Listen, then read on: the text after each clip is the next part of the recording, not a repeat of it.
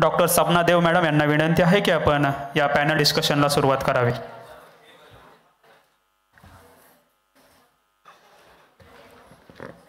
सगळ्यांना नमस्कार. Good evening. I extend very heartfelt gratitude to all of you to joining us for the esteemed public prosecutor meet. Your presence, heights, and experiences not only enrich this atmosphere, but it's a knowledgeable treat for us. So, respected dignitaries on the dais are going to come at 8 o'clock. We'll be starting program at 8 to 9, all the dignitaries, chief guests will be there. 9 to 10, we'll have music and some of dinner and networking. And 10:30, we'll wrap up the program. Now, before I begin with this much awaited panel discussion, just allow me to introduce my proud institution behind this historical initiatives under Jadava Group of Institution. We are very proud. We do have 2 dynamic law colleges. The one is Advocate Shardul Rao Sudhakar Rao Jadhavar College of Law, where we are providing BA LLB 5 years program, and Jadhavar College of Law Pune, where we are providing 3 years course, 3 years program. This institution have been founded with a singular version of bridging just a gap between legal education and practice. We believe that law is not just something to be studied, it is just something to be lived with practical perspective, applied and defended in service of the society. The ultimate truth is service, nothing else that. So reading law must be in the angle of service to the society. It is within this mission, we are very proudly say that our visionary leadership, Advocate Shardul Rao Jadhavar sir, with his academic guidance under Principal Dr. Sudhakar Jadhavar sir, our college are committed to preparing a future-ready legal professional, prosecutors, and judicial minds. So within this mission, we are very proud to launch today Center for Public Prosecutor Exam Preparation, Training and Research. Today marks a very powerful moment in academic journey and one where theory meets practice. Where theory meets practice, books meets courtroom, and students meet with the real faces of justice, which we are witnessing today by seeing your strength. Really great, and thanks to you. See, as I got many more guidance from you all, everyone knows that I wrote a book on PP. I gave almost 57 suggestions for the government that what is required, including staff, including infrastructure, many more things, and challenges what PPs are facing in the court. Today's agenda is that we want you from you, like how PP role is important in the judiciary, how our students can take an initiative and they can become a PP. So our panelists are everyone today. Our panelists, and we are going to have an open platform for everyone. So this discussion is not just a session. It's a window which into the real system and the chance for every student to understand the process. All the students, this message is for you. To please understand the process. What is the procedure? How people are doing? How PP role is important, how you have to handle the pressure, how you have to go with ethical dilemmas, how you have to understand the court process. Understanding law is important, yes, but with that, handling pressure, facing everyone, challenges need to be done. So today's panel discussion is open, and now students can ask questions to anyone. On behalf of students, I have collected 20 questions before the session. With that, I'm starting. I request Datrange sir, because I don't know the few of name. So Datrange sir, if you can just help me for the names and can come to the stage. So it will be great help for me to call up my questions. I know, ma'am, Rashmi ma'am, Supriya ma'am, I would like to start. You're taking too much higher position, too much big pressure, handling everyone, court process, administration. Ma'am, what do you feel so that what student has to do? What is their planning must be there? How they have to prepare for the examination? What is the eligibility for PP? What are the hierarchies for PP?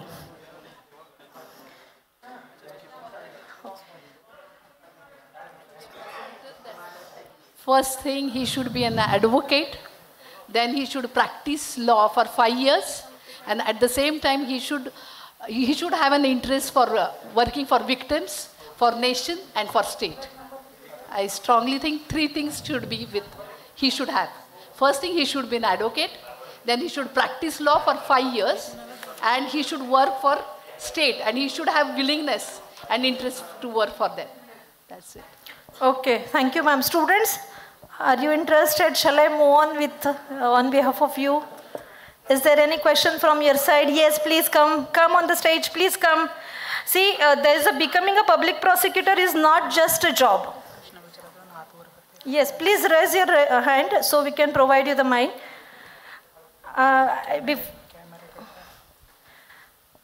Just to quote before one question, becoming a public prosecutor is not just a job. It's a lifelong commitment. You'll remember this sentence and then start the question. Yes. Actually, myself Aryan said, I'm from D.Y. Patil Law College. My question is not regarding public prosecution, but I'm currently writing this research paper on witness protection. As recently, I'm interning under District Government Pleader, Advocate Pramod Bombadkar. I got to observe the part of the accused were threatening the witnesses. What are we planning to have a progression on witness protection? Because as a criminal lawyer or as a criminal prosecution, witnesses is the gravity, is the soul of our, is the main evidence as well. How are we planning to, or how are we moving forward with the protection for the witnesses? May I give answer? Yes. Thank you for this question. There is a witness protection scheme under the Code of Criminal Procedure. If you go through section 195 capital A, the procedure is given, and at the same time, so far as the penal provision is concerned, the same number 195 capital A of IPC, and as right now BNS and BNSS are in force. So also BSA is in force, so we have to go through the corresponding sections. So 2 sections are there. So far as procedure is concerned, 195 capital A. By that section, we may go through the procedure, and specific punishment is provided by section 195 capital A of Indian Penal Code. In this case, complaint is necessary before the concerned judge or magistrate, and the prosecution obviously shall have to prove that there was threat. And whenever any threat, so I will suggest the person to whom the threat is given that to submit the non-cognizable case or cognizable case according to the threat. Some threats comes in the ambit of non-cognizable, and some comes in the ambit of cognizable. So it depends on the words and threats, and if any weapon is used or if any thing is used while giving threat, so it depends on the situation. So this is the procedure. Thank you. Thank you, sir. Thank you. Really, the path of public prosecutor is not easy. It demands intellect, it demands integrity, and the courage to stand alone what's right. Ma'am, Rashmi ma'am, I just wanted to ask on behalf of student, he is asking that how should student approach for paper 1 and paper 2? How he has to prepare for paper 1 and paper 2?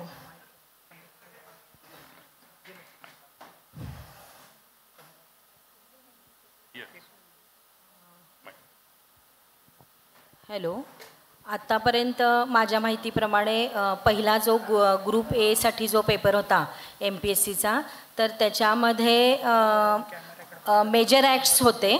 Major ॲक्टवर exam होती. Major act म्हणजे आता BNS, हां हां, major acts म्हणजे BNSS आणि भारतीय पुरावा कायदा मराठीमध्ये. आणि म्हणजे पूर्वीचं जर बोलायचं झालं तर इव्हिडन्स ॲक्ट, आणि IPC आणि CRPC म्हणजे आता BNSS असे ते कायदे आहेत, इंडियन एव्हिडन्स ॲक्ट वगैरे, त्याची तुम्हाला प्राथमिक तयारी करावी लागेल ह्या 3 मेजर ॲक्टची. आणि दुसरा जो पेपर आहे तो मायनॉर ॲक्टवर राहतो, मायनॉर ॲक्टवर, आणि त्याचा पण अभ्यास. तर जेव्हा MPSCची ॲड येते आणि तेव्हा सिलेबस दिला जातो आणि हे 2 ग्रुप असतात, तर हे 3 मेजर जे ॲक्ट आहे ज्या म्हणजे प्रॉसिक्युटरला ह्या 3 ॲक्टची गरज लागते. आणि नंतर मायनॉर ॲक्ट आहे तर ते स्पेसिफिक सिलेबसमध्ये दिले जातात आणि त्या मायनॉर ॲक्टचा आणि ह्या 3 मेजर ॲक्टचा अभ्यास करावा लागतो.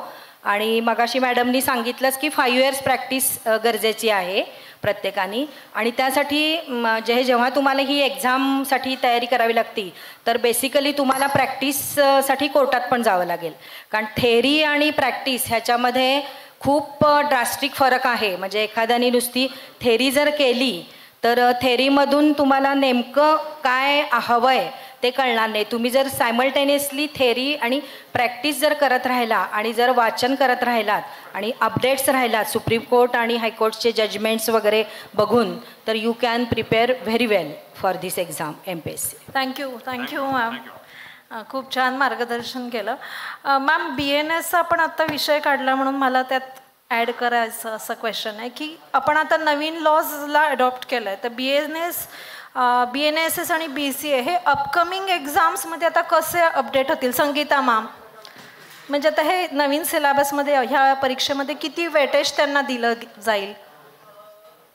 नवीन परीक्षेमध्ये तर निश्चितच या सर्व ॲक्टला वेटेजेस दिलंच जाणार आहे. पण if you refer old act section also, that can be also considered. जरी समजा आता तुम्हाला नवीन ॲक्ट तर तुम्ही शिकताच आहे, परंतु जुन्या ॲक्टला केम क्रॉस झाला आहे, तुम्हाला तो बाय हार्ट झालेला असतील जुने ॲक्ट, तर तुम्ही जुने रेफर केले तर that answer also be considered and point will be given to that answer also. झालं. Okay, yes ma'am. याच्यावरनं एक थोडंसं एक कोट सांगते की journey becoming public prosecutors begins with book, correct, but real learning happening in the court.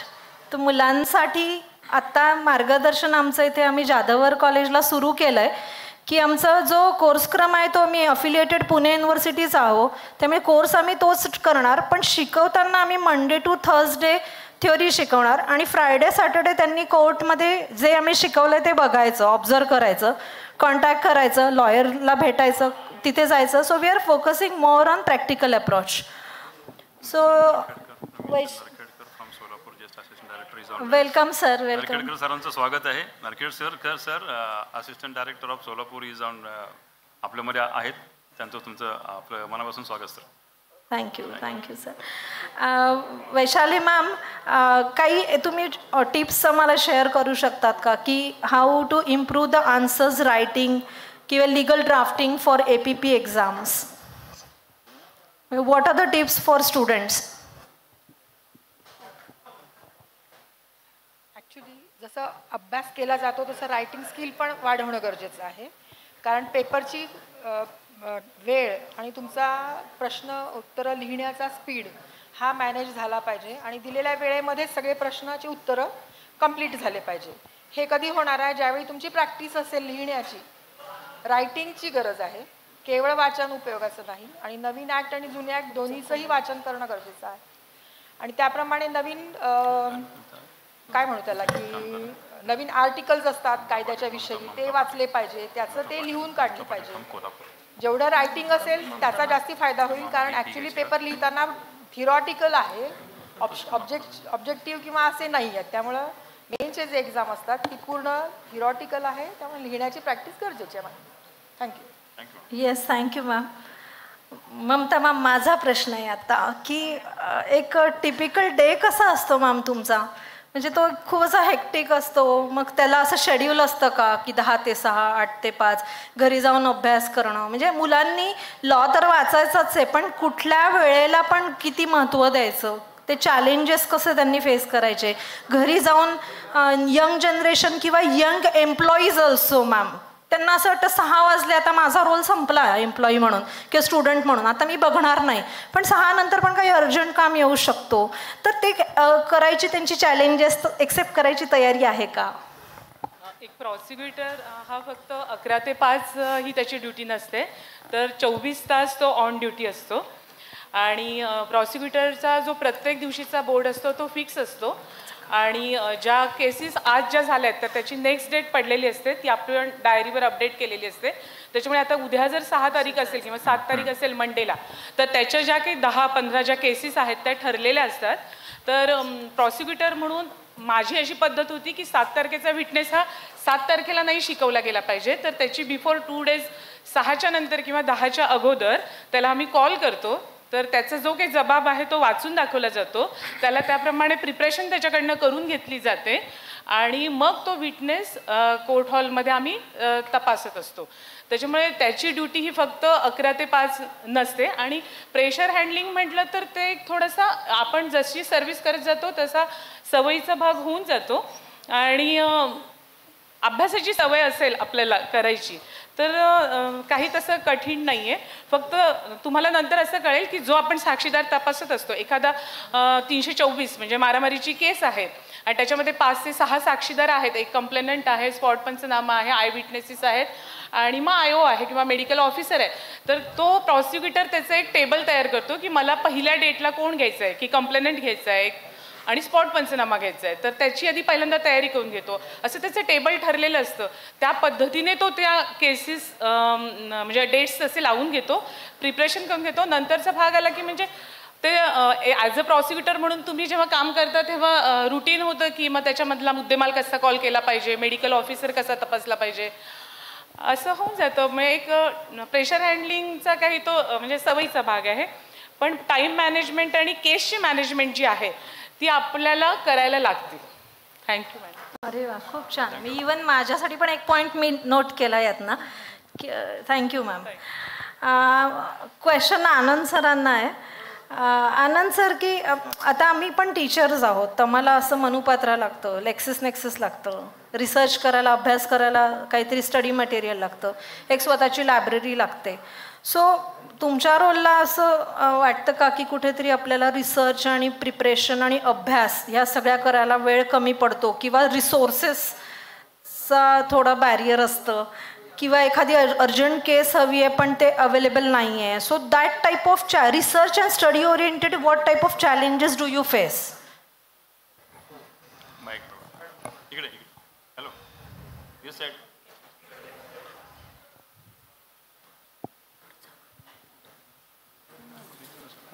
Good evening to all. तसं पाहायला गेलं तर ॲडव्होकेट जो आहे म्हणजे इच अँड एव्हरी ॲडव्होकेट, तो ॲडव्होकेट म्हणून काम करत असो, पी पी म्हणून काम करत असो किंवा जजेस म्हणून काम करत असो, तर प्रत्येक वकील हा विद्यार्थी असतो. कारण का कायमस्वरूपी वकिलाला अभ्यास करावा लागतो.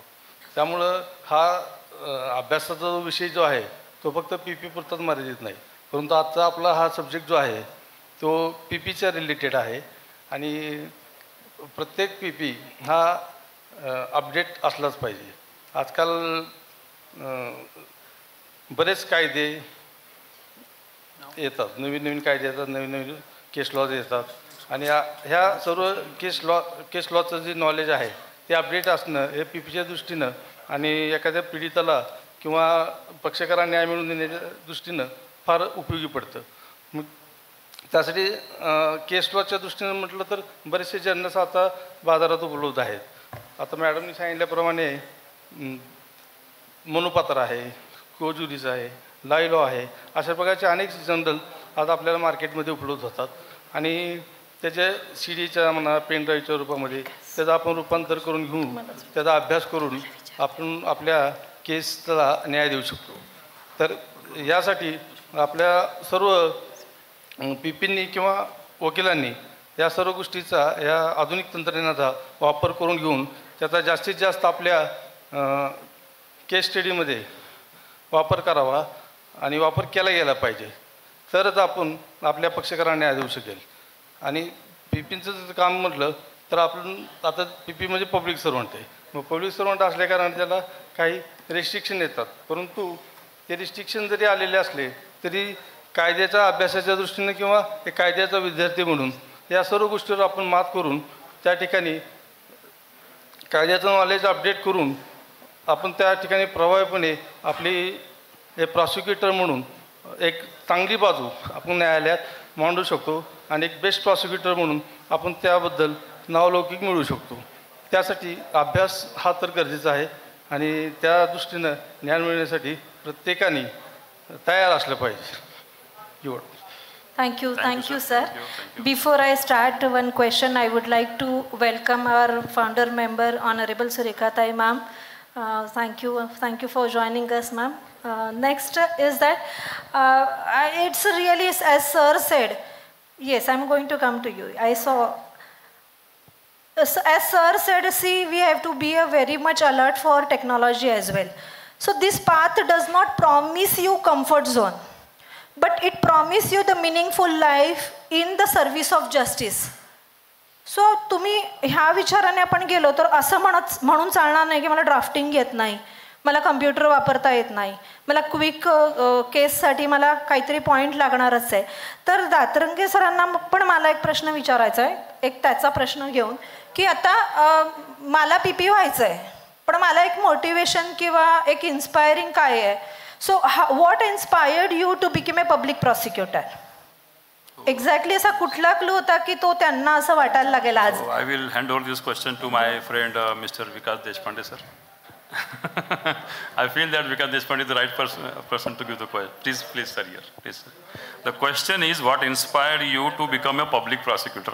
तुम्ही सर्व पब्लिक प्रॉसिक्युटर का झालात आणि मी प्रॉसिक्युटर का झालो? म्हणजे मला मी टीचर म्हणून होती, म्हणजे आज एवढ्या मोठ्या प्लॅटफॉर्ममध्ये मी ओपनली सांगते की मी कोर्टमध्ये गेली ऑब्झर्व करायला, कारण मी BSL LLBच्या फर्स्ट इयरला ठरवलं होतं की मी प्रिन्सिपलच होणार. आणि सगळ्यांनी मला असं फोटो दाखवला की मी सनद घेतली, आम्ही कोर्टात जातोय, पण मी घाबरली नाही लोकांच्या सनद बघून. 5 वर्षानंतर मी सनद नाही घेतली. मी सनद घेतली तर म्हटलं बहुतेक मला कोर्टात जावं लागेल, परत ती सरेंडर करावी लागेल, आपल्याला तर प्रिन्सिपलच व्हायचं आहे ना. तो माझा डिसिजन हा BSL LLBच्या फर्स्ट इयर सेकंड इयरला होता. So that way what inspired you to become a PP? माझ्या बाबतीत जर बोलायचं झालं तर 5 वर्ष प्रॅक्टिस पूर्ण झाल्यानंतर मला अचानकपणे ही एक प्रॉसिक्युटरची संधी मिळाली होती. तेही असं झालं की माझा एक कलिग होता, वकील मित्र, त्यांनी MPSCचा फॉर्म आणला होता आणि तो मी भरला. आणि आमच्या वेळेला त्यावेळेला प्रॉसिक्युटरची तेवढी असं लोकांना इंटरेस्ट नव्हता की प्रॉसिक्युटर कोणी बनावं वगैरे. त्यावेळेला कमी लोकांनी अर्ज भरला होता आणि त्याच्यामध्ये इंटरव्ह्यू झाला आणि इंटरव्ह्यू झाल्यानंतर आम्ही सगळे पासआउट झालो. आणि माझी पहिली पोस्टिंग जी आहे ती मुंबईला झाली होती. मुंबईच्या मेट्रोपॉलिटन मॅजिस्ट्रेटमध्ये ज्यावेळी सर्व्हिस करताना मला अनेक गोष्टी शिकाव्या लागल्या होत्या. म्हणजे शिक्षण घेणं हे वेगळी गोष्ट आहे, त्याच्यामध्ये प्रॅक्टिस करणं, कोर्टामध्ये प्रॅक्टिस करणं, एखाद्या आरोपीला डिफेंड करणं ही भाग वेगळा. परंतु प्रॉसिक्युटरला आपली केस साबित करण्यासाठी अनेक प्रोव्हिजनचे हेल्प घ्यावे लागते. जे प्रोव्हिजन्स कोर्टासाठी आहेत, सेक्शन 91 आहे किंवा 311 आहे, 165 इव्हिडन्स ॲक्ट आहे, या सगळ्या गोष्टीची माहिती आपल्याला घ्यावी लागते. आणि प्रत्येक गोष्ट साक्षीदारला प्रिपेअर करणे असेल किंवा एखादा साक्षीदार जर म्हणजे तपासला नसेल तर त्याला कसा रिकॉल करायचं, ह्या सगळ्या गोष्टी आत्तासुद्धा पब्लिक प्रॉसिक्युटर म्हणून मला ज्या वेळेला काम करावं लागतं सेशन कोर्टामध्ये, ज्या वेळेला एखादी मर्डरची केस असते त्याच्यामध्ये 2018ची केस आहे किंवा 2016ची केस आहे, त्याच्यामध्ये DNA रिपोर्टच नाही आहे. अशी गोष्ट ज्या वेळेला मला 2021ला मी ज्यावेळी केस चालवायला घेतलो त्यावेळेला कळलं की पोलिसांनी DNA रिपोर्टच हजर केला नाही आहे. आणि त्यामध्ये SP पत्र लिहिल्यानंतर त्यांच्याकडनं कळलं की आईचं जे सॅम्पल आहे, DNA सॅम्पल आहे, ते पोचलेलंच नाही आहे. मग आता इथं मला कशाच्या प्रोव्हिजनची हेल्प यायची आहे की आता फर्दर इन्व्हेस्टिगेशन करायचं आहे याच्यामध्ये. आणि आईचं रक्त काय कधी पण घ्या तुम्ही तर ते काय DNA सॅम्पल बदलणार नाही. त्यामुळे ते सजेशन घेऊन ते DNAचं सॅम्पल आईचं काढलं, ते लॅबला पाठवलं आणि ते मॅच होऊन आलं 2023ला. 2016ची केस 2023ला DNA मॅच होऊन आलं. जो सापळा मिळाला होता तो त्या आईचा सापळा म्हणजे मुलगा होता हे मला सिद्ध करावं लागलं. म्हणजे होमिसाइडल डेथ आहे हे मी प्रूव्ह करू 2023ला. म्हणजे या सगळ्या गोष्टी बारकाईनं बघावं लागतात. ज्या वेळेला माझ्याकडं केस येते त्यावेळेला मी बारकाईनं ती केस वाचतो आणि त्याच्यानंतर काही लॅक्युनेज आहेत माझ्या केसमध्ये, काही पोलिसांनी काय सोडून दिलेत का, त्यानंतर मला ते कंप्लाय करता येतात का, ह्या सगळ्या गोष्टी कराव्या लागतात. प्रॉसिक्युटर बनणं इन्स्पायरेशन, आता सध्या इन्स्पायरेशन म्हणजे काय की प्रत्येकाला आता या वकील म्हणून सुद्धा किती कॉम्पिटिशन आहे, त्याच्यामुळे वकिलांच्या कॉम्पिटिशनमध्ये आपल्याला टिकायचं आहे. त्यानंतर आपल्याला एक गव्हर्मेंट जॉब एक मिळतो, स्टॅबिलिटी मिळते. या सगळ्या गोष्टी बघितल्या तर पब्लिक प्रॉसिक्युटरचा जो जॉब आहे तो वर्द आहे आणि रिस्पेक्टेबल आहे. त्यामुळे एक मान मिळतो आणि आपल्याला स्टेटच्या बाबतीत एक काहीतरी करण्यासारखी, म्हणजे एखादा व्हिक्टीम बघितला तुम्ही कोर्टामध्ये आला तर ते बघण्यासारखं असतं आणि त्याला शिकवणं वगैरे ह्या सगळ्या गोष्टी आहेत की आपण काहीतरी योगदान त्याला देतो, असं आपल्या हातून एक चांगलं कार्य घडतं. आणि सॅलरी तर मिळते, सॅलरी तर सगळ्यांनाच पाहिजे आहे, पैसा पाहिजे आहे, पण त्या ज्या गोष्टी मनाला समाधान देतात की आपण त्या व्हिक्टीमला न्याय देतो, त्या सगळ्या गोष्टी एखाद्या वेळेला ॲक्विट होतं, त्यावेळेलासुद्धा आपल्याला अपील करणे, त्याला समाधान देण्यासारखं, म्हणजे त्याला समजून सांगावं लागतं, आता आपण अपील करावं लागतं वगैरे सगळ्या गोष्टी ह्या सगळ्या सांभाळून घ्यावं लागतात त्यावेळेला. त्यामुळे पब्लिक प्रॉसिक्युटरचा जॉब असा अवघड आहे. कारण आता एक कोर्टामध्ये 700 केसेस आहेत आणि अंडर ट्रायलच्या केसेससुद्धा जास्त आहेत. त्यामुळं अंडर ट्रायलच्या केसेस फास्ट ट्रॅक कोर्ट म्हणतात, पण अंडर ट्रायलच्या केसेस तिथे 700 असतील तर ते एकदम स्लो कोर्ट होऊन जाईल. त्यामुळे पब्लिक प्रॉसिक्युटरची संख्या वाढवणे, पब्लिक प्रॉसिक्युटरचे जागा निर्माण करून पब्लिक प्रॉसिक्युटर चांगले बनणे आणि मग ह्या जे प्रचंड संख्यापर्यंत केसेस चालू आहेत त्या केसेस भराभर चालणे, म्हणजे फास्ट ट्रायलमध्ये चालणे हे गरजेचं आहे. आत्ता सध्या पब्लिक प्रॉसिक्युटरची संख्या कमी आहे आणि जागासुद्धा आत्ता मागच्या वर्षी 500 जागा भरल्या आहेत, परंतु त्यासुद्धा कमी आहेत. कारण वरच्या कोर्टामध्ये जे आहेत, सेशन कोर्टामध्ये संख्या वाढणे आवश्यक आहे. पब्लिक प्रॉसिक्युटर म्हणून सगळ्यांनी समोर आलं पाहिजे, त्यांनी चांगला अभ्यास करून केसेस स्टेटच्या चांगल्या प्रकारे चालवल्या पाहिजेत. त्यामुळं पब्लिक प्रॉसिक्युटर हे चांगले पोस्ट आहे, सगळ्यांनी तयारी करावी. खूप छान, थँक्यू सर. आपण त्याचं एक क्वेरी आहे ती घेऊयात. त्याच्या आधी सरांनी खूप अगदी सेन्सिटिव्ह आणि चॅलेंजेस जे माझ्या डोळ्यासमोर आले त्याच्यावरती 2 लाईन बोलते फक्त. तोच उभा असतो कधी रडणाऱ्यांसाठी, कधी शांतपणे लढणाऱ्यांसाठी. सत्याच्या शोधात, न्यायाच्या प्रकाशात तो चालत राहतो. न शोभा न प्रसिद्धी तरी मनोभावे न्यायासाठी सज्ज. सरकारी वकील न एक दिसणारा हिरो, पण न्यायाचा खरा रक्षक. पुढचा प्रश्न.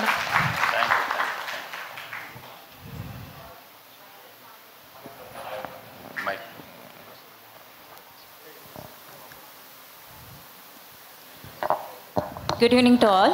Myself Madhuri from Modern Law College. I would like to first thank you for this beautiful and good opportunity.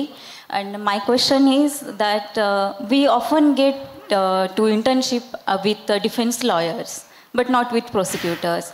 So how should we practice practice in that aspect and understand the prosecutor's side? Anybody is willing to give answer? I request Honorable Narote Madam to give answer on this question. Please come, Madam. Narote Madam. नाही बोला काय. नाही म्हणजे माझाही प्रश्न असा होता आणि मागच्या 1.5 वर्षापूर्वी आम्ही सगळ्या पीपींची डिस्कस केलं. मी लेटर बिंदास्त लिहिलं की तुम्ही आमच्या मुलांना इंटर्नशिप द्या वनमनची पीपींच्या अंडर. त्यांनी असं दिलं नाही आम्हाला प्रायव्हसी असते. म्हटलं जे शिकण्यासारखं आहे ते तरी सांगा, आमच्या केसेस डिस्क्लोज नाही करू शकत आम्ही आणि तुम्ही काय तुमच्या मुलांची गॅरंटी देणार आहे की आमचे डॉक्युमेंट इकडे तिकडे नाही जाणार आहे. मी म्हटलं नाही, नुसतं ऑब्झर्वेशन द्या आणि बिंग अ प्रिन्सिपल मी गॅरंटी देते माझ्या मुलाची की तो इकडे तिकडे बघणार नाही, तुम्ही शिकवेल तेच शिकेल. सो दॅट वे इन फ्युचरमध्ये तो प्लॅन आमच्या सजेशनमध्ये आहेच आहे मुलांना इंटर्नशिप टाकायला. मी 2 मुलांची माझ्या नावंसुद्धा सरांकडे रिकमेंड केलेले आहेत, पण तरी मॅम प्लीज गाईड अस की पुढे आता काय कसं करायचं. नाही, that's precisely that the reason why they are not allowed to intern with us, because you see खूप सेन्सिटिव्ह मॅटर्स असतात, ह्या सेन्सिटिव्ह माहिती असते, इन्फॉर्मेशन असते आणि we are representing state, so we cannot just risk it for anything. In fact ज्यावेळी media trial होतात, in fact आम्हाला असं खूप आहे की आम्ही बाईट द्यायला सुद्धा नको म्हणतो. आम्हाला इतके निर्बंध आहेत की तुम्ही तपासाचा सुद्धा भाग रिव्हील करू नका. ते इतके डॉक्युमेंट्स महत्त्वाचे त्यांनी हे शोध करून तपासामध्ये दिलेले असतात चान्स आहे की तुम्ही पर्पजली इंटेन्शनली कोणी ह्याचं करणार नाही, पण यू नेवर नो ना की अनावधानाने तुमच्याकडून ती माहिती जाऊ शकते. And it can be very काय म्हणू आपण त्याला, खूप डॅमेजिंग आहे ते. म्हणजे court itself is a war room. इतके टॅक्टिक्स चालतात. प्रॉसिक्युटर नुसताच तो शांत आणि तसा चालणारा असेल ना, तर म्हणजे मला कित्येक दिवस ना ते फार चांगलं नाही. You have to think otherwise, की ते अशी चाल खेळतात तर आपण पण असं करू. असं वाटायचं आपण खूप नाकासमोर नाही का सरळ चालणारे, पण नाही, you have to play games. इतके माइंड गेम्स खेळ, ह्याच्या वॉरसारखंच आहे ते. तर मग अशा वॉरमध्ये आपण स्टेटला तेवढं देऊ शकतो का, तर फार मोठी गोष्ट आहे ती. अर्थात ऑब्झर्वेशनला मला वाटतं DGPच्या कॅडरचे लोकांकडे आहेत इंटर्न्स करणारे, पण मला वाटतं स्टेटकडे आम्ही जे सॅलरीड आहोत त्यांच्याकडे खूप शंका असते आणि आम्ही नाही खरं ते करू शकत. आता ते कशा पद्धतीनं केलं पाहिजे ते आपण पाहायला पाहिजे, त्याला कसं तुम्ही करणार, रिस्ट्रिक्ट काय ते. पण ह्या सगळे प्रॉब्लेम्स आहेत. थँक्यू. आता मॅम मी मुलांकडनं ह्या इंटर्नशिपवरनं एक 4 लाईन म्हणते, बसा. म्हणजे मी एक स्टुडंट आहे, आता माझ्या मुलांसाठी मी बोलते. स्वप्न आहे न्यायासाठी, वाटचाल आहे सत्यासाठी, सरकारी वकिलांच्या सावलीत शिकायला मिळावं हीच खरी संधी. केसांच्या फाईलमधून उलगडतो अनुभवाचा खजिना, हा इंटर्नशिप नाही, ही तर न्याययात्रेची सुरुवात आहे माझ्यासाठी. So this is all on behalf of my students ki we are please requesting you to give internship under you all. याच्यासाठी पुढे काय करायचं ते पण तुम्ही मार्गदर्शन केलं तर जाधव ग्रुप ऑफ इन्स्टिट्यूटकडनं आम्ही करू आणि मुलांसाठी न्याय मिळवून देऊ. पुढच्या प्रश्नाकडे मी जाते. प्रियंका मॅम. काय करता येईल पुढे आपल्याला? It is my request to honourable Narwadkar madam की पुढं काय करता येईल. इथपर्यंत आपण आलो, पुढं काय करता येईल, प्लीज गाईड्स मॅडम, पुढं काय करता येईल. किंवा आपण हा प्रश्न म्हणजे आता आपल्याला काय वाटतं, आपले आयडियाज काय वाटतं आपल्याला पुढं काय करता येईल. कारण क्वेश्चन खूप चांगला आहे. The question is really good that opportunity for the PPs to provide internship to the students. मला जर विचारलं तर एक प्रॅक्टिकल अप्रोच मी ठेवू शकते. प्रॅक्टिकल अप्रोच असा असेल की माझा जो PP सेट आहे आणि माझ्याकडे जर एखादा स्टुडंट आला तर मी त्याला अलाऊ करेन ते वाचायला. आणि बेसिकली हा जरी प्रॉब्लेम तुम्ही आत्ता क्रिएट केला असेल तरी असं आहे की तुम्हाला एकदा सनद मिळाली, डिग्री मिळाली तर तुम्ही काय करायला पाहिजे तर कोर्टात जायला पाहिजे. मी मगाशीसुद्धा तसा उल्लेख केला होता. प्रॅक्टिस करायला पाहिजे आणि कोर्ट हॉलमध्ये बसून तुम्ही ऑब्झर्व करायला पाहिजे. आणि जर तुम्हाला प्रॉसिक्युटरच व्हायचं आहे आणि क्रिमिनल मॅटर्समध्ये जर तुम्हाला इंटरेस्ट आहे तर तुम्ही काय करायला पाहिजे, कोर्ट हॉलमध्ये बसून ऑब्झर्वेशन करायला पाहिजे. एखादा क्रिमिनल लॉयर जो चांगला आहे, लिडिंग आहे, त्याच्याकडे तुम्ही जायला पाहिजे. ॲटोमॅटिकली तुम्हाला ब्रीफ बघायला मिळेल आणि कसं ब्रीफ वाचायचं किंवा एखादा सेक्शनचं नेमकं एखाद्या केसचं कसं ब्रीफ असतं हे तुम्ही ऑब्झर्व करू शकता, पहिली गोष्ट. त्याच्यानंतर म्हणजे नरोटे मॅडम म्हणल्या तसं की काही गोष्टी अशा आहे की आपण त्या नाही डिस्क्लोज करत किंवा तशी बंधनं आहेत. तर आता एक अशी गोष्ट आहे की तुम्ही पहिल्यांदी मी म्हटलं तसं थेरी आणि तुम्हाला ह्या केडरमध्येच यायचं आहे तर यू शूड ऑलवेज फोकस्ड, म्हणजे आपल्याला हे करायचं आहे म्हणून तुमचा फोकस असला पाहिजे. आणि मुद्द्याकडं वळायचं झालं तर आता अशी एक गोष्ट आहे की आपल्याकडे सुद्धा ट्रेनिंग आहेत. म्हणजे एखादा प्रॉसिक्युटर म्हणून आला की त्याला सरळ सेवा म्हणून आधी ती सुरुवातीला त्याला थोडंसं काम करावं लागतं, परंतु ट्रेनिंग इन्स्टिट्यूट आहेत. त्यामुळं आत्ता तरी असं आहे की ही गोष्ट आत्तापर्यंत आलेली नाही आहे पुढे की नेमकं एखाद्याला म्हणजे आधीच काय ट्रेनिंग द्यायचं वगैरे. आता माझ्या वेळेस जर बघितलं 97ला मी प्रॉसिक्युटर झाले तर सरळ सेवाच होती. मी जॉईन झाल्या मला से द्यायला लावला आणि म्हणजे ते माझ्यासाठी खरंच आव्हान होतं की एका बेल ॲप्लिकेशनवर काय से द्यायचा. तरी पण माझं MPSCचं सिलेक्शन झाल्यानंतर माझ्या घरी जो वारसा होता तो सिव्हिल प्रॅक्टिसचा होता. त्यामुळं मला तसं नॉलेज नव्हतं क्रिमिनलचं, पण एक मला भीती होती की बाबा आपण MPSCकडनं सिलेक्ट झालो आणि कुठंतरी आपल्याला पोस्टिंग मिळालं आणि तेव्हा कसं मोबाईलची पण फॅसिलिटी नव्हती. म्हणजे मला कुठंतरी काहीतरी से द्यायचा आहे किंवा मला काहीतरी असा एखादा अनपेक्षित विटनेस आहे की तो मला असं भीती वाटते की कसा घ्यायचा आहे वगैरे. तर मी काय केलं होतं स्वतः, माझं सिलेक्शन झाल्यानंतर एप्रिल 96ला माझं सिलेक्शन झालं, तर फेब्रुवारी 97पर्यंत मी सांगली कोर्टामध्ये एका वरिष्ठ अभियोक्त्यांकडे सुमोटो जात होते प्रॅक्टिससाठी. आणि कुठलाही मोबदला न घेता मी म्हणजे स्वतःचे पैसे खर्च करून एक हमाली ज्याला म्हणतो ना ती पूर्ण करत होते. म्हणजे का तर मला एक असं होतं की माझं काम मला खूप चांगल्या पद्धतीनं करायचं आहे, कुठेही माझा उद्या कोर्टात उभं राहिल्यानंतर पुअर शो व्हायला नको.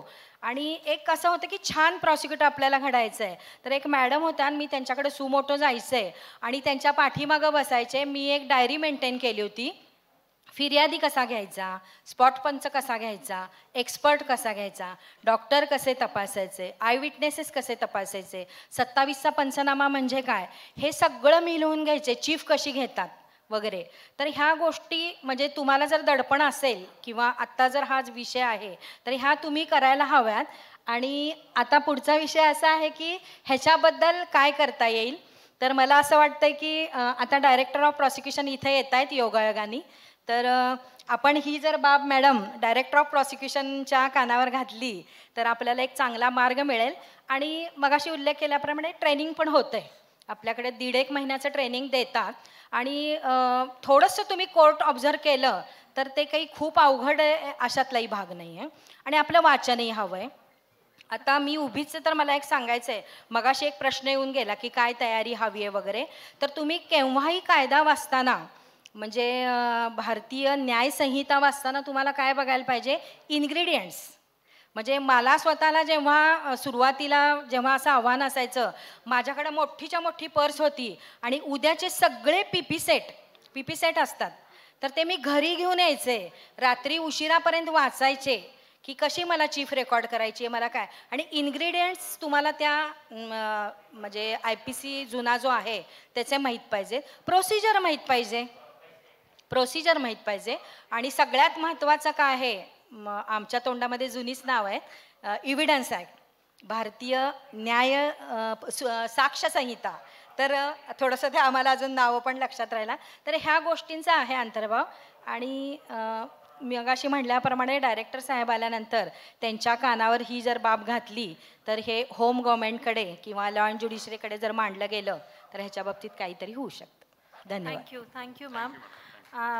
पुढच्या प्रश्नाकडे जायच्या आधी कोणी public prosecutor, respected sir, ma'am, तुम्हाला स्वतःहून काही कोणाशी इंटरॅक्ट करायचं आहे का?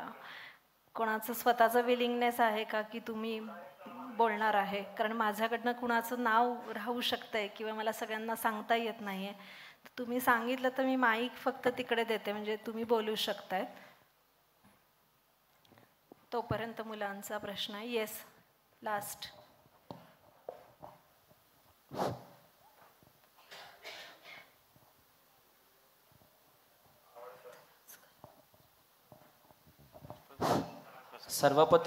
सर्वप्रथम मला इथं जाधवर ग्रुप ऑफ इन्स्टिट्यूटच्या तर्फे बोलवलं गेलं, एक संधी मिळाली, त्याबद्दल त्यांचं खूप धन्यवाद.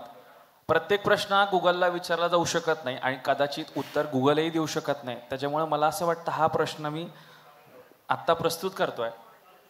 मी मराठी बॅकग्राऊंडमधून आलेला विद्यार्थी, मला MPSC देऊन PP एक्झाम पास करून मी एक सरकारी वकील होतो आहे. आणि त्याच्यानंतर माझं मराठी भाषेवर खूप चांगल्या प्रकारे प्रभुत्व आहे.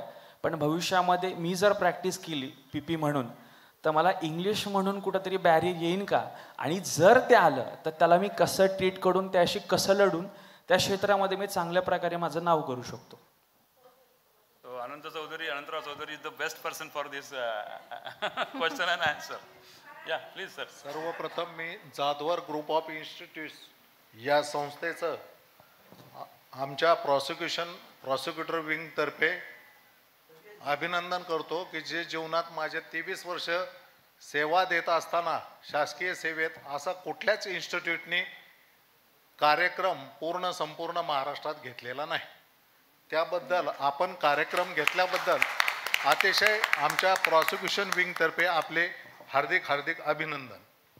मित्रा, तू विचारलेला प्रश्न अतिशय स्तुत्य आहे. मी जिल्हा परिषद मराठी शाळेत शिकलेला विद्यार्थी, कसाबसा इंग्रजीमध्ये 35 मार्क्स पाडून पास झालेला विद्यार्थी. माझं मार्कशीट सर्व्हिस बुकला देखील आहे. मला 12वीला थोडासा अभ्यास केला तर 47 मार्क्स आहेत इंग्रजी विषयात. मी आलो पुण्यामध्ये, आयुष्यात प्रथम ILS विधी महाविद्यालयात मी प्रवेश घेतला. तिथे फर्स्ट इयरला आम्हाला लिगल हिस्ट्री शिकवायला भाटिया मॅडम होत्या, सुप्रियाला माहीत आहे. क्लासमध्ये मी काहीतरी गोंधळ घालत होतो, जिल्हा परिषदेचा विद्यार्थी, उन्हाळ, इंग्रजी म्हटलं की घाम पुसायचा, एवढंच काम. परीक्षेत फक्त तेवढं इंग्रजी केलेला. परंतु आजची परिस्थिती बदललेली आहे. मला इंग्रजी फार चांगलं कळतं, परंतु मी कदापि आजही भादवी 302चा खटला सगळा इंग्रजीतून, युक्तिवाद लेखी देखील मराठीतून देत आहे. आणि माझ्या शासकीय सेवेत मी अतिशय माझं आत्मिक समाधान म्हणून बऱ्यापैकी शिक्षाही घेत आहे. एक सोपा अनुभव सांगतो. प्रधान सत्र न्यायाधीश अहिल्यानगर येथे झाला आमचं सर तपासणी झाली, एकावर एक साक्षीदार आले. साहेब म्हणाले की तुम्ही 10 साक्षीदार का घेत आहेत आणि 10 साक्षीदाराला हा एकटा कस काय मारू शकतो. 353चा गुन्हा होता भादवी खाली. मी म्हटलं साहेब, जे काही MSCBचे कर्मचारी आहेत ते 10 जण असले तर ते कौरव म्हणून तिथे गेलेले आहेत. हा एकटा पांडव म्हणून तिथं उभा आहे. त्याच्या शेतामध्ये 10 कौरव काय आणि 10 जण गेलो, आमची हातं बांधलेली आहेत. साहेब हसले माझ्याकडे बघून. सगळा युक्तिवाद झाला. युक्तिवादाला मी 2-3 मुद्दे सांगितले आणि नंतर ती केस साबित झाली. महत्वाचा मुद्दा इंग्रजी. मी त्या साहेबांना म्हणतोय, मला तुम्ही इंग्रजीतून काय बोलता कळत नाही, तुम्ही मराठीतून विचारा. काही शब्द माझ्याही हटाकल्याच्या वरून आजही जातात. घाबरायचं नाही. आपली मातृभाषा आहे. आपल्याला आईनं जन्म दिला. आपण वकील म्हणून जन्म दिलेला नाही. आपण पुत्र कन्या जन्माला आलो, पुढं आपल्या भाग्याने आपण शिकलो, पुढे आपण MPSC उत्तीर्ण झालो. मला मराठीतून, मला तुम्हाला ते पण सांगतो, एक्स्टॉर्शन अँड रॉबरी मुलाखतीत मला विचारलं होतं MPSCच्या. मी त्या सरांना म्हटलं, साहेब मी मराठीतून शिकलेलो आहे, मला मराठीतून विचारा. ते म्हणले चोरीन जबरी चोरी.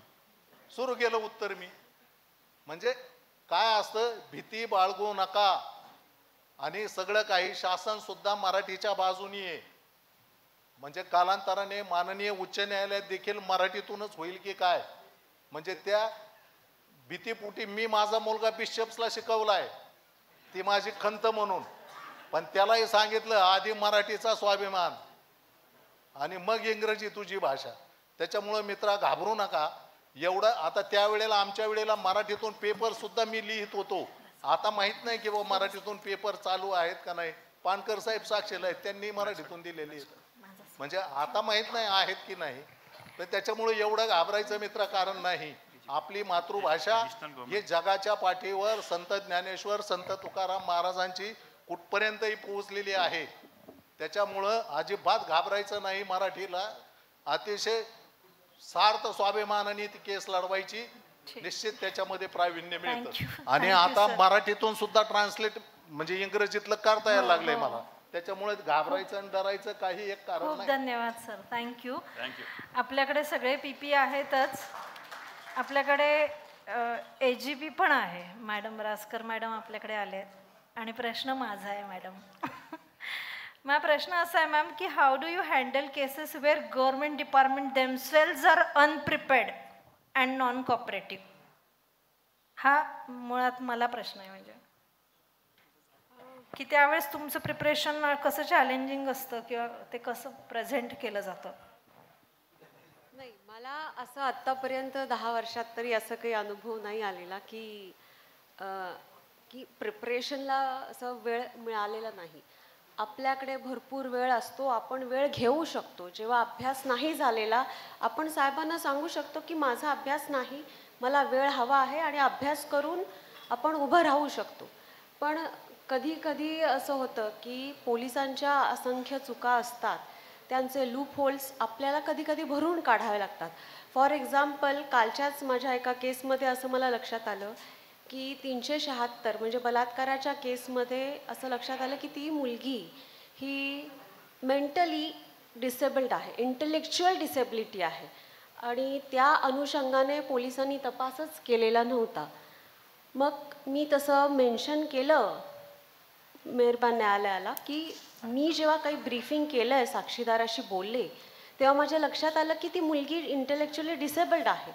तर मग मला आता हा जरी आपला इन्व्हेस्टिगेशनचा रोल असला, म्हणजे इथे आता मला इन्व्हेस्टिगेशन करावं लागले थोडक्यामध्ये या केसमध्ये, परंतु तसंही थोडं पुढे जाऊन मी तसा अर्ज दिला की या मुलीची मेडिकल चेकअप होणं गरजेचं आहे आणि तिला क्लोज सपोर्ट पर्सन साक्ष देताना ती स्वतः काही शब्द, काही ती मॅच्युरिटी तिला आहे का, का तिला खरंच कोणाची सपोर्ट पर्सनची गरज आहे का, असं आपण मेडिकल डॉक्टरांकडून काही मागवलं आणि तसे जर आपल्याला मिळालं तर तिची तपासणी होऊन आपल्याकडे समोर काही आलं तर आपण तिला आणखीन मदत होऊ शकेल. आणि त्या अनुषंगाने मी तसा अर्ज दिला. एका आठवड्याच्या आत मेडिकल डॉक्टर ससून हॉस्पिटलमधल्या डॉक्टरांनी तिचं चेकअप करून तसा रिपोर्ट दिला गेला आणि आज असं आहे की तिला सपोर्ट पर्सनच्या सहाय्याने ती आज रोजी साक्ष देऊ शकते. म्हणजे जरी आपल्या पुढे असे काही चॅलेंजेस आले तरी आपण वेळ मागून घेऊ शकतो आणि आपल्याला तसा मदत मिळू शकते जर जजेस लोक तसे आपल्याला भेटले तर. त्यामुळे मला असं काही असं म्हणजे आपल्याकडे असतो भरपूर वेळ, फक्त आपण तो आपल्या काही कम्युनिकेशन स्किल्सद्वारे आपण तसं काही डिमांड केली कायद्याच्या चौकटीत राहून तर आपल्याला ते नक्कीच होऊ शकतं. म्हणजे थँक्यू मॅम. पण आता DOP सर येतातच आहे, म्हणजे आपण कन्क्लुडिंगकडे आता वळतोय. एक 10 मिनटं आपण जास्तीत जास्त एक्सटेंड करू शकतो. तर मी इन्व्हाइट करायच्या आधी असं कोणाला वाटतंय का की आत्ता मला काहीतरी ओपिनियन द्यायचं आहे, सजेशन द्यायचं आहे, तर मी माईक तिकडे देतो, कारण माझ्याकडं नाव राहून जाऊ शकतं किंवा मी इन्व्हाइट माझ्याकडनं राहू शकतं. पण please I request everyone, those who are interested, willing to talk with our students. I will suggest Mr. Konge ji, as you are here, I feel that you are a proper person to address. Sir मी डायरेक्टच विचारते, इन्फ्रास्ट्रक्चरचं काय करायचं sir? ते थोडं म्हणजे clerk तरी पाहिजे किंवा डिजिटल प्रोसिक्युशन अजून कनेक्ट झालंय का?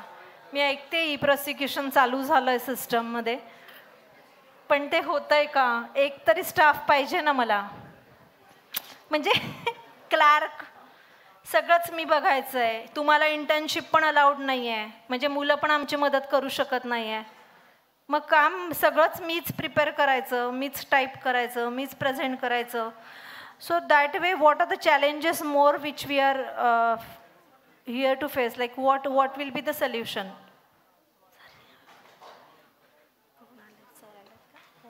हॅलो, नमस्कार. खरं म्हणजे ज्यावेळेस 10:30 वाजता आम्ही कोर्टात एंट्री करत असतो आणि विटनेस त्यानंतर विटनेस झाल्यानंतर 11 वाजेनंतर कोर्टात पुकारा, विटनेसची साक्ष झाल्यानंतर दुसरा साक्षीदार हजर असतो. आणि अशा परिस्थितीमध्ये शिवाजीनगरची परिस्थिती अशी आहे आज की प्रॉसिक्युशन जर करायचं म्हटलं तर इंटरनेटचा प्रॉब्लेम आहे. हो ना, मी चाली तर माझं वायफाय चालत नाही तिथे. मग प्रॉसिक्युशन करायचं कसं? 5:30 पर्यंत विटनेस चालतात, 2:45 झाले की बेलचे मॅटर असतात. मग अशा परिस्थितीत काय आहे की घरी गेल्यानंतर स्वतःचं वायफाय करून आम्ही सध्या जरी आहे प्रॉसिक्युशन जे आहे ते अपडेट करत आहे. त्यानंतर आणखी एक त्या केसचं जे आहे डे टू डे अपडेट आम्हाला परत आणखी मॅन्युअली पाठवावं लागते. ते सुद्धा घरी जाऊन आता करत आहे. आपण आता चॅलेंज आहे, परंतु आता करत आहे आम्ही. टू लिव्ह हेल्दी, सगळं हेल्दी लाईफ जगायचं आणि life is important for us ultimately. So 8 hours 9 hours extension होतं आहे विथ जे रिक्वायरमेंट आपल्याला हवे आहेत ते पण नाही आहे. वर्क प्रेशर पण आहे, प्रेशर पण आहे, XYZ, म्हणजे बाकी सगळेच चॅलेंजेस येत आहेत. तर मग त्यावेळेस तुम्ही सगळे लोक तुमचं हेल्दी लाईफसाठी काय करतात? मेडिटेशन, योगा, 1 तास एक्सरसाइज, किंवा इव्हनिंगला वॉक, असं किती पर्सेंट म्हणजे अगदी हाताच वरती करायचं आहे की किती लोक योगा आणि मेडिटेशन खरोखर इथे करतात सगळे, इन्क्लुडिंग आम्ही मुलं, की नाही किती लोकांना खरंच वेळ मिळतो 1 तास स्वतःसाठी द्यायला. मग आता बघा आपण 60% पण नाही आलेत हात वरती. अल्टिमेट लाईफ आपल्याला चांगलं आरोग्य पाहिजे ह्याच्यावरती आहे. तर हा चॅलेंजिंग रोल आहे पिपींचा. माहिती नाही आपण आता पुढे काय करणार आहोत यार. काही स्टुडंटला एक क्वेरी होती रेज. हां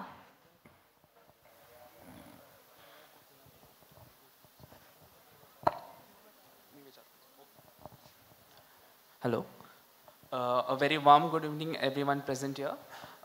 This is Pratap Dasud here, a law student from Savitribai Phule Pune University, Department of Law. My question is, when there are high profile cases involved, where there is various media attention and some heinous crimes involved in that case, so how one handles the pressure, the public sentiments are involved. So how is that handled, and how one psychologically prepares himself to present it the next day? That's it. Thank you. Vengur Lekar madam. Please come. How to handle the pressure?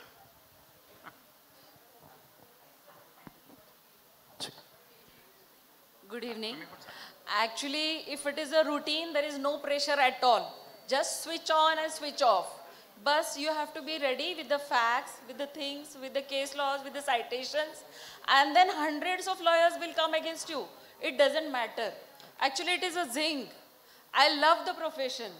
As madam had asked someone the question, how did you think to be or want to be a prosecutor? So as soon as I entered my first year of pre-law, I had decided I wanted to be a prosecutor. The reason was when I went in the court hall for the first time, I saw the prosecutor handling the cases so vehemently. She was alone and there was a bunch of advocates against her. She conducted the matter so well. She had lots of convictions, lots of PC, lots of reporters were waiting for her, but she was doing her work. And I liked it so much. So that is handling the pressure. It doesn't come at all. It just goes on and off. So if you don't take the pressure, there is no pressure. Yes. But you have to do your casework, study work, hard work. That is all comes with it. Thank you. Thank you. याच्यावर एक 2 line घेते सर्वे परत. प्रेशरवरतीच असं वाटतंय बोलावं की दबाव में हर इंसान बिखर जाता है. दबाव में हर इंसान बिखर जाता है, पर जो अंदर से मजबूत हो वही निखर आता है. हर बोझ का हंसकर सह लेना एक हुनूर है, वरना टूटता है आसना, टिकता है असली सफर है. तर कन्क्ल्युजन इज दॅट की प्रेशर घ्यायचं नाही आपल्याला, तो निखार नाही आएगा. Yes, next question. Hello. Good evening, everybody. My mom is over here. She is assistant public prosecutor in Vanavri Court right now. And my doubt was that as like a growing law student, I have like that particular doubt. I never discuss it with my mom. So the doubt was like that as like a growing public prosecutor, so what are the challenges and experience, and how is the like ground level, like how the work goes on like a ground level. So yeah, that was my question. Now discuss right now. As she is here. She will give the answer. Please madam, please come. Please give the answer. Not being as a mother but prosecutor. खरं तर असं होईल की लॉला म्हणजे मी म्हटले म्हणून त्याने यावं असं मला कधी वाटलं नाही, आणि तोही आला नाही. तो स्वतःच्या ओन याच्याने आलेला आहे. पण मग मला आता असं आहे की या प्रश्नाचं उत्तर जर मीच दिलं तर आईने दिलं म्हणून कदाचित त्याला ते पटणार नाही. त्यामुळे मला असं वाटतं की ते कोणी, कारण कसं असेल सोनारानेच कांटो चावे, बरोबर आहे. जेव्हा माझे हजबंड पण वकील आहेत आणि आम्ही त्याचं 12th झाल्यानंतर तू लॉला ॲडमिशन घे, जेव्हा आम्ही त्याला बोललो त्यावेळेला त्याने स्पष्टपणे त्याने नकार दिला होता की नाही नाही, तुम्ही जे करताय ते मला नाही करायचं. त्यामुळे एक बी प्लॅन म्हणून लॉचं हे होतं आणि ती जेव्हा एक्झामच्या 8 दिवस त्याने ते प्रिपरेशन केलं त्याला इंटरेस्ट क्रिएट झाला आणि त्याने ती एक्झाम दिल्याच ठरवलं की नाही मी लॉला जाणार आहे.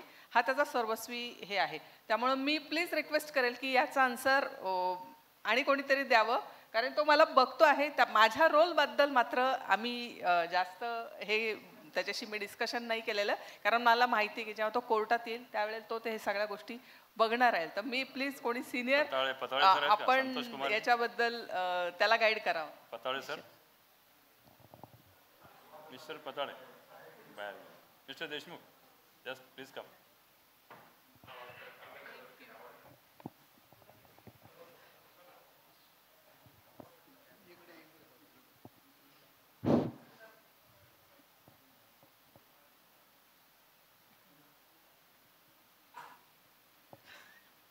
Actually, I forgot the question.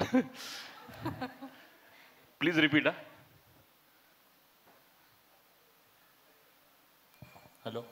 So the question was like that, ki as like a public prosecutor, what type of challenges and like how the ground really works, like how work goes on like a ground level as like a public prosecutor, and the challenges you faced in like while investigating a case or like conducting a case.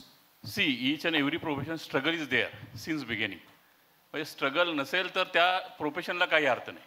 पण public प्रॉसिक्युशनचं जे struggle आहे हे vice वर्स आहे. म्हणजे जर ज्युडिशरीकडे आपण बघू आणि पब्लिक प्रॉसिक्युटरकडे बघू तर पब्लिक प्रॉसिक्युटरला सिन्स त्याच्या ऑफिसच्या सगळ्या ॲक्सेसरीजपासून स्ट्रगल करावं लागतं आणि बऱ्याचदा त्या सगळ्या गोष्टी ह्या कव्हरअप करत आपल्याकडे आलेला विटनेस असतो, विटनेसला आपल्याला तयार करायचं आहे, विटनेसला कुठं लीड करता येत नाही आपल्याला, विटनेसला आलेल्या त्याची जी केस आहे ती त्या केस मांडण्याची संधी त्याला पुरेपूर आपल्याला कोर्टापुढं आणता आली पाहिजे.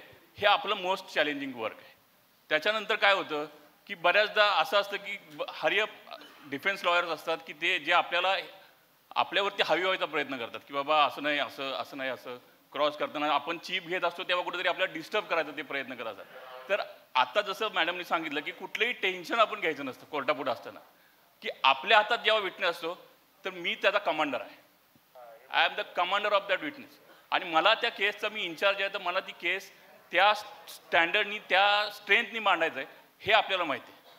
त्यामुळं मला असं म्हणायचं की हे जे स्ट्रगल आहे हे सिन्स बिगिनिंग आहे आणि हेच यायला जवळजवळ आपल्याला 1 वर्ष 2 वर्ष हा कॉन्फिडन्स यायला आपल्याला बराचसा वेळ जातो. एकदा तो कॉन्फिडन्स आला ना बाकीच्या सगळ्या गोष्टी या इमटेरियल आहेत. सो आय थिंक की तुला बऱ्यापैकी माझ्याकडून हे उत्तर मिळालं असेल. तुझ्या आई याच्यापेक्षा चांगलं देऊ शकते कारण आम्ही तिचे ज्युनियर आहोत. हॅलो. त्यामुळं ठीक आहे, थँक्यू संधी दिली सर त्याबद्दल.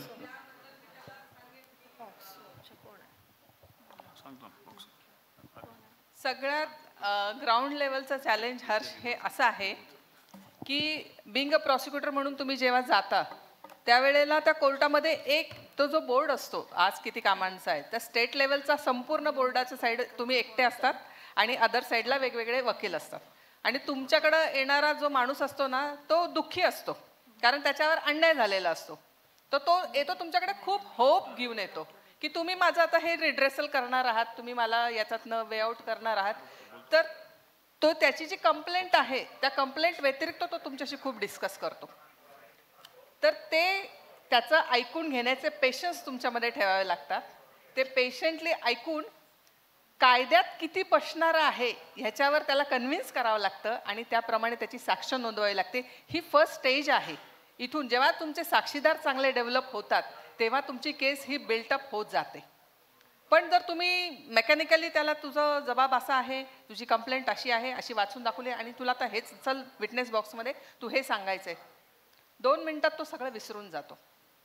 तर त्याला त्या सगळ्या गोष्टीचं आठवण करून देणे, त्याच्याकडं ती रिहर्सल करून घेणे हे खूप इम्पॉर्टंट आहे आणि हे ग्राउंड लेवलला हे सगळ्यात मोठं चॅलेंज आहे. आणि हळूहळू ज्या पद्धतीने एक एक विटनेस डेव्हलप होत जातात तसे तुमची केस स्ट्रॉंग होत जाते आणि त्याला कायद्याचं ज्ञान नसतं समोर बसलेल्या व्यक्ती. त्याच्यानंतर समोर बसलेला व्यक्ती कदाचित अशिक्षित असेल, मध्यम सुशिक्षित असेल किंवा खूप उच्च सुशिक्षित असेल. त्यावेळेला त्याला टॅकल करणे त्या वेने हे तुम्हाला जमलं पाहिजे. त्याच्यानंतर तुमचे जे एक्सपर्ट लोक तुमच्याकडे जेव्हा येतात, जसे काही फॉरेन्सिक एक्सपर्ट येतील, डॉक्टर्स येतील, काही टेक्निशियन्स येतील, तर वकिलीच हे मुळात क्षेत्र असं आहे की ज्याच्यामध्ये तुम्ही डॉक्टर पण असता, तुम्ही इंजिनियर पण असतात, तुम्ही टीचर पण असतात. शेतीचं ज्ञान काय नाही आहे ते सगळं ज्ञान तुम्हाला असायला पाहिजे, ते बेसिक तरीच असायला पाहिजे. आणि मग त्या लोकांशी त्या पद्धतीने तुम्ही ती साक्ष नोंदवून घेणे हे आहे. आणि त्याच्यानंतर मग शेवटचा रोल जो आहे त्याच्यामध्ये की कायदा काय म्हणतो आणि कोर्टाच्या समोर काय पुरावा आलेला आहे याची सांगड घालून मग ते आर्ग्युमेंट आणि मग तो निकाल आहे. त्यामुळे ग्राउंड लेवलला एवढंच आहे, समोर आलेले व्यक्ती जी आहे त्याला काय हवं आहे, काय काय अपेक्षा आहे तुमच्याकडनं, किंवा त्याला कायद्याच्या ह्याच्यातनं तुम्ही न्याय कसा देऊ शकता, त्या संदर्भामध्ये ग्राउंड लेवलला काम करावं लागतं. Thank you ma'am. थँक्यू मॅमसाठी एक क्वेश्चन आहे मोटर व्हेकलच्या रिलेटेड, की मॅम मोटर व्हेकलमध्ये जेव्हा तुम्ही बघत असतात तेव्हा हिट अँड रन किंवा फॅटल ॲक्सिडेंट केसेसमध्ये की अशा प्रकारे तुम्हाला कुठल्या प्रकारचे चॅलेंजेस येतात?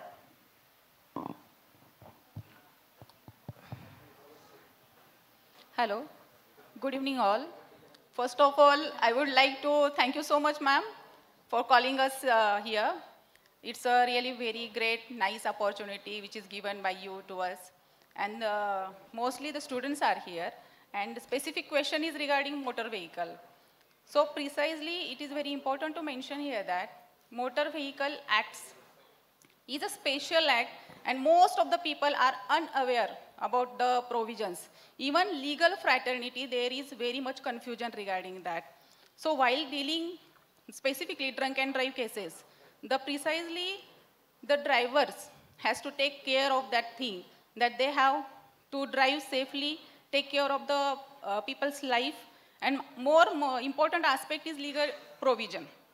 So breathing test is very important, blood test is very important regarding the investigation part, which we have to prove before the court, being a public prosecutor. That test and reports has to prove before the court. Even in a Motor Vehicle Act, there are some presumptions and admissibility regarding that test, which is presumed over there in a legal aspect. So we consider that to prove whether that person is drunken or not. So precisely now the rate of conviction is going high. The motor vehicle court is giving conviction in that specific cases. And to that extent, to deter the people from committing that kind of offense, we are to stop them from committing such a kind of offense. Nowadays, just before 2-3 months, we have given 2-3 convictions in that cases. And literally, I just want to tell, that has created so much impact over the society, and we have somehow succeeded to control that kind of the cases. And nowadays, the people are coming, they are paying fine and assuring court that we are not going to commit such a kind of offense, and we are going to take a precaution. So I am very happy, being a public prosecutor, that we succeeded to achieve that target by working over there. And we are also doing so many things to spread legal awareness regarding the drunk and drive cases. So it's my request to overall people here to make people aware about this, that the huge fine are going to be imposed, convictions are going to be imposed regarding the drunk and drive cases. So take precaution, drive safely, and stay safe. Thank you. मला तुम्ही सगळे इतके expert आहात, मला वाटतं कधीतरी तुम्ही पण एकमेकांना फोन करत असाल ना, असं की याचं उत्तर काय, याचं उत्तर असं, म्हणजे एकमेकांचे उत्तर असे माहिती असतील ना सगळे, की अरे याचा प्रश्न ह्याला विचारावा याचा, किंवा कुठेतरी आता एखाद्या वेळेस असं होत असेल की नाही प्रश्न विचारायला नको, चहाला बोलू मग हळूच विचारू. म्हणजे बऱ्याचदा चहाला भेटलो आणि मग विचारलं, असं पण होऊ शकतं. It's good learning stage from each and every one. Vidya ma'am, मला असं वाटतं, विद्या मॅम, पॉक्सोच्या रिलेटेड मला असं वाटतं ते इमोशनली कसं हँडल होतं तुम्हाला, तुम्ही आधी प्रिपेअर असतात का? म्हणजे थोडं पॉक्सोच्या केसेस एकदम वेगळ्या इमोशनली डील होतात. So what do you feel? So म्हणजे मुलांना काय म्हणजे मला असं वाटतं की आता मी कोर्ट बनवतो, मूट कोर्ट म्हणजे एस्टॅब्लिश करतो, तर ते थोडेसे त्यांना वेगळ्या मुलांना माहिती नसतं की पॉक्सोचं जरा वेगळं असतं, थोडंसं कर्टन असतं, ते काही रूल्स त्यांना माहिती नसतात. तर मला वाटतं ॲज अ प्रिन्सिपल म्हणून की प्रत्येक कोर्टरूम पण कसं असावं ते वेगळं असतं, तर त्याचं पण त्यांना शिकवावं. बऱ्याच गोष्टी बिईंग अ प्रिन्सिपल म्हणून आम्हाला त्यांना सांगायच्या असतात, पण तुमचा गायडन्स असला तर अजून परफेक्शनला जाता येतं. तो काय मेसेज तुम्हाला द्यायचा आहे मॅम मुलांना, की त्यांनी कसं डील करायचं पॉक्सोचं केसेस, किंवा काय चॅलेंजेस तुम्ही बघतात डे टू डे? पोक्सो ॲक्टमध्ये अशी तरतूद आहे की लहान मुलांना जी बिलो 18 आहेत त्यांच्यासाठी चिल्ड्रन रूम बनविलेली आहे. आणि ती चिल्ड्रन रूम आहे ती म्हणजे कोर्ट, जो काही कोर्ट हॉल आहे त्या कोर्ट हॉलपासून आतमध्ये आहे. आणि जजेस चेंबर किंवा एक सेपरेट अशी म्हणजे रूम बनवलेली आहे. आणि त्या रूममध्ये अशी सोय केलेली आहे की तो जो कोणी ॲक्यूज असेल, आरोपी असेल, तो त्या चाइल्डला दिसणार नाही. परंतु त्या चाइल्डला त्या जी काही साक्ष सुरू आहे चिल्ड्रनची ती त्याला ऐकू जाईल, परंतु आरोपी त्या मुलाला किंवा पीडिताला दिसणार नाही. ही तरतूद आहे. आणि तिथे असं म्हणजे आपण म्हणजे तिथं आतमध्ये गेल्यानंतर छोटी छोटी मुलं असतात, त्यांना म्हणजे आपण साक्ष देतोय हे काही सांगायचं, मग ते घाबरतात. त्यामुळं तिथं आपण कोट घालत नाही. तिथे अगदी साध्या म्हणजे आपण आपल्या कोट न घालता, आणि जजेससुद्धा ते कोट घालत नाहीत. एकदम फ्रेंडली वातावरण तयार करतो. तिथे सोफा वगैरे ठेवलेला आहे, रिलॅक्समध्ये बसायला सांगतो.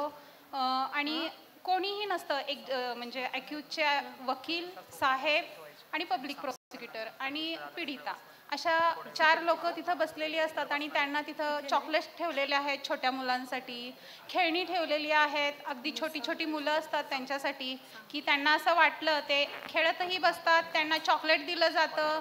अगदी म्हणजे छान वातावरण म्हणजे माझ्या पोक्सो कोर्टात असं तयार केलेलं आहे की आतमध्ये हे चेंबर केलेलं आहे. आणि तिथं मुलांचं म्हणजे साक्ष आपण घ्यायची. आणि ती साक्ष ही कशी घेतो की त्यांना आपण सांगत नाही की म्हणजे तुम्हाला काय म्हणजे हे करायचं आहे.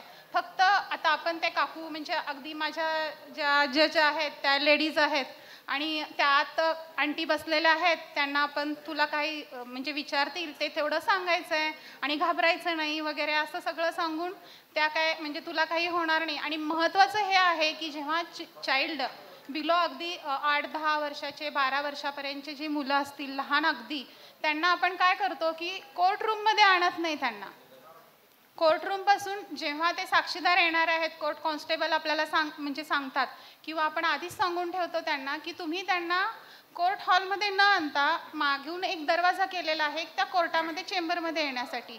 वेगळा दरवाजा आहे आणि त्या वेगळ्या दरवाजानं तुम्हाला तिथे घेऊन जायचं आहे. आणि त्यांच्यासाठी रेस्ट रूम पण म्हणजे बसण्याची वेगळी व्यवस्था केलेली आहे. तिथेही आपल्या घरासारखं अगदी म्हणजे सोफा वगैरे ठेवलेला आहे, रिलॅक्समध्ये बसतात, सगळी त्यांची सोय केलेली आहे. अशा ठिकाणी आपण बसवतो म्हणजे त्यांना ते कोर्टात आलेत, त्यांना कोर्टात साक्ष द्यायचे, हे जे काही वातावरण असतं ते पूर्णतः म्हणजे तिथून म्हणजे त्यांच्या वॉशआउट होतं आणि ते रिलॅक्समध्ये बसले जातात. आणि तिथून त्यांना आपण चेंबरमध्ये म्हणजे जिथे साक्ष घेतली जाते तिथं आपण घेऊन जातो. त्यामुळं त्या मुलांशी आपण बिहेव करताना अगदी त्यांना म्हणजे अगदी जे मोठे साक्षीदार आहेत त्यांच्यासारखं आपण ट्रीटच करत नाही. अगदी म्हणजे मी तर असं करते, जी छोटी छोटी मुलं आहेत त्यांना अगदी त्यांना तुला घरात काय म्हणतात तेच नाव त्यांना मी म्हणजे अगदी तिला काय बेबी म्हणत असतील, काय तिला गुड्डी म्हणत असतील, अशा ह्याच्यामध्ये तू सांगशील का बाळा काय झालं हे, अशा ह्याच्यात त्यांना थोडं थोडं हे करून मग ते आणि ते जे सांगत असतात त्यावेळेला ती छोटी छोटी मुलांना असं कधीतरी वाटतं की त्यांचे जे आई वडील बसलेले आहेत म्हणजे 10-12 वर्षाच्या ज्या मुली वगैरे असतात त्यांच्यावर अन्याय झालेला, ते आईसोबत किंवा वडिलांसमोर सांगायला म्हणजे घाबरतात, लाजतात. त्यावेळेला त्यांना म्हणजे आपण प्रिपेअर करताना एकट्यांनीच घेऊन मग त्यांना मग ते अगदी बोलते होतात. म्हणजे ह्या सगळ्या गोष्टी आहेत की पोक्सो संदर्भात ज्या आहेत त्यांच्यासाठी सोय आहे. आणि कोर्ट हॉलमध्ये आपण त्यांचा एव्हिडन्स घेत नाही, अगदी चांगल्या वातावरणात घेतो. त्यामुळे ते प्रिपेअर होतात. Thank you so much. आपण आता प्रोग्रामला सुरू करतोय. गेस्ट आलेले आहेत. सगळ्यांना विनंती आहे, कोणाला आता उठता येणार नाही आहे. 1 तासाभराचाच प्रोग्राम आहे. DOP सर सगळे गेस्ट आपले आलेले आहेत, वरती येत आहेत. So I conclude panel discussion. रात्रंगे सर थँक्यू सो मच. सगळ्यांची तुमच्यामुळे खूप छान ओळख झाली. थँक्यू. And I